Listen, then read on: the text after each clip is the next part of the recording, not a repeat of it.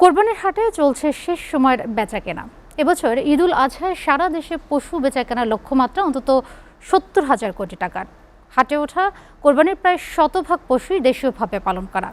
সামান্য সংখ্যক উট এবং কিছু দুম্বা থাকলেও বেশিরভাগই গরু, ছাগল, মহিষ এবং ভেড়া।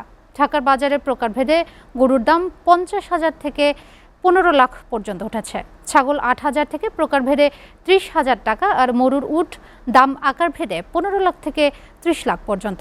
তবে পালনকারীর থেকে কোরবানির বাজারে এসে পশুর দাম প্রায় দ্বিগুণ বৃদ্ধির অভিযোগ ক্রেতাদের। তাসটিক সঞ্চয়ের প্রতিবেদন। রাজধানীর বিভিন্ন স্থানে ২২ মে থেকে আনুষ্ঠানিকভাবে শুরু হয় ২৭টি কুরবানির পশুর হাট। ২৮ মে ঈদ হলেও অনানুষ্ঠানিকভাবে হাট চলবে ৩০ মে পর্যন্ত।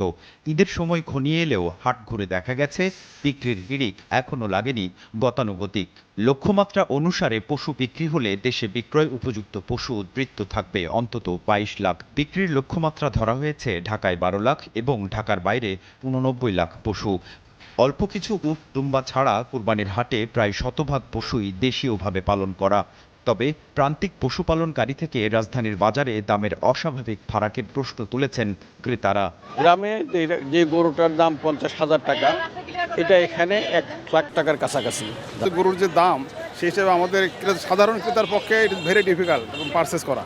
এর মানে যদি আমরা অ্যানালাইসিস করতে যাই সেক্ষেত্রে দেখতে পাই যে গ্রামে যে একটা গরুর দাম যদি হয় ৬০,০০০, এখানে আসে অনেক ক্ষেত্রে প্রায় ১.৫ লাখের মতন হয়ে যাচ্ছে। এর মাঝখানে যে ফরিয়া বা মধ্যস্বত্ব যে দালাল আছে তারা একটা বিরাট অঙ্কের মুনাফা লুটে নেয়। সারা দেশে পশু বিক্রির লক্ষ্যমাত্রা টাকায় অন্তত ৭০,০০০ কোটি। ঈদের পর চামড়ার বাজার আরও ৪০০ কোটির।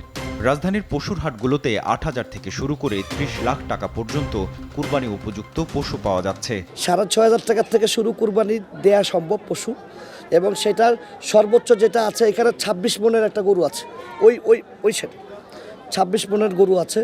সেই ২৬ মনের গরুর ওরা সর্বোচ্চ দাম চেয়েছে প্রায় ২৩ লাখ টাকা। আমাদের এই চারপাশে মিড রেঞ্জের মানুষ বেশি, তাদের দৃষ্টি রেখে আমাদের মিড রেঞ্জের গরু হচ্ছে বেশি।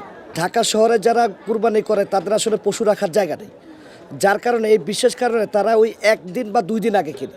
তো আজকে থেকে মূলত হাটে বেচা কেনা শুরু হয়েছে, এবং আমরা যেটা আজকে দেখেছি প্রায় 30% অলরেডি সেল হয়ে গেছে আজকে।